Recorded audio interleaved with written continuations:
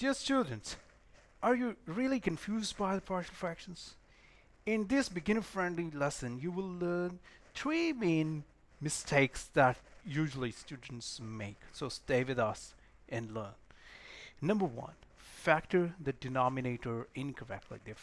Always factor the denominator completely before decomposing. For example, if x square minus 9, so it's equal to x minus 3 into x plus 3. Not, it's not x square minus 9. It's not x square minus 9. So decompose it. I mean, always factor the denominator before complete before decomposition. Number two, you choose the wrong form of partial fractions.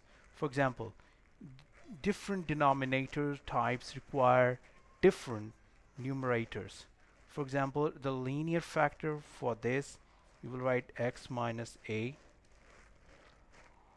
For the repeated factor, you will write x minus a, and a new numerator means b for the second power, x minus a, because x minus a is repeating. It's coming twice.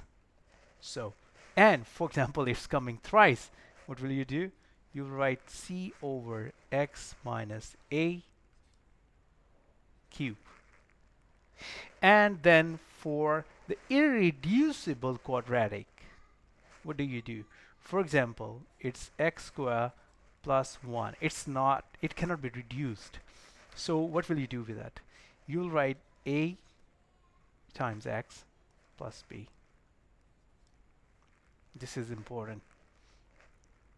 And the third one is that you forget to verify your answer. After finding the constants, substitute them back into the original expression to see if they satisfy your original fraction or not. And a quick check can catch the arithmetic and sign errors before the exam. Thank you for staying with us, and contact us on preply.com for further guidance. Bye.